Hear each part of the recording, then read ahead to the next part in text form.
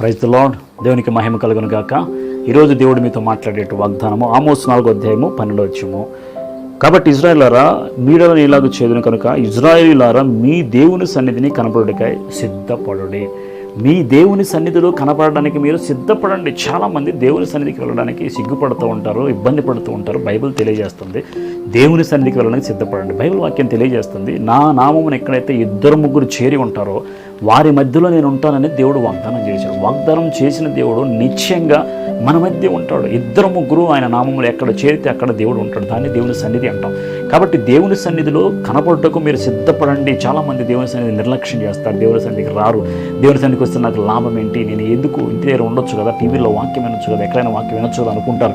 కానీ దేవుని సన్నిధిలో ఉన్నటువంటి సంతోషం ఎక్కడ కూడా లేదు. బైబిల్ వాక్యంలో ఇంకా మనం గమనించినట్టయితే 16వ కీర్తన 11వ వచనంలో మనం చూసినట్టయితే జీవ మార్గము నాకు తెలియజేసేది నీ సన్నిధిని సంపూర్ణ సంతోషము కలదు.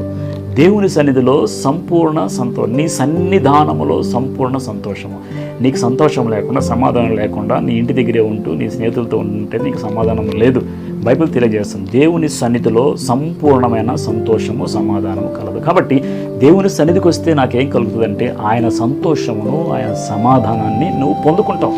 అదే నీకు దేవుడు దయచేస్తాడు. కాబట్టి దేవుని సన్నిధిని ఎప్పుడు కూడా వెనకంజవే. 84వ కీర్తన 10వ వచనంలో కూడా ఈ విధంగా దేవుని మందిరం అవడంలో ఒక్క దినము గడుపుట 1000 దినాల కన్నా శ్రేష్టమైన. కాబట్టి ఒక్క దినం గడుపుట 1000 రోజుల కన్నా శ్రేష్టమైనటువంటి కృపను దేవుడు మనకి ఇచ్చాడు. కాబట్టి ఆయన సన్నిధిలో ఒక్కరోజు ఉంటే 1000 దినాల కన్నా శ్రేష్టమైన కృపను మనం పొందుకుంటాం. కాబట్టి దేవుని సన్నిధిలో సంపూర్ణ సంతోషము, అదే రీతిగా 1000 దినాల కన్నా శ్రేష్టమైన దినాన్ని దేవుడు మనకి ఇస్తూ ఉన్నాడు. అలాగే దేవుని సన్నిధిలోకి వచ్చటం వల్ల మనకు ఉపయోగం ఏంటంటే హన్నా దేవుని మందిరానికి వచ్చి ప్రార్థన చేసింది.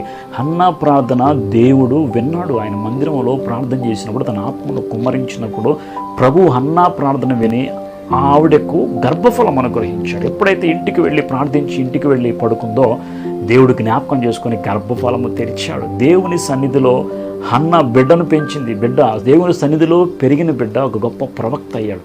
కాబట్టి దేవుని సన్నిధిలో ఉన్న సంతోషము, సమాధానము, బలము నీవు అర్థం చేసుకోవాలంటే ప్రభు సన్నిధికి రావాలి. సంతోషం ఉంది, సమాధానం ఉంది, బలం ఉంది, నీ ప్రార్థనకి జవాబు ఉంది. ఇంకొకటి దేవుని సన్నిధిలో దేవుడు ఖచ్చితంగా మన మధ్య ఉంటానని వాగ్దానం చేశాడు. కాబట్టి ఆయన 2-3 ఆయన నామం పట్ల ఎక్కడ చేరి ఉంటారో ఆయన మధ్య ఉంటానని చెప్పాడు. అదే దేవుడు ఈరోజు మన మధ్య ఉంటాడు. కాబట్టి దేవుణ్ణి కలుసుకోవడానికి రండి.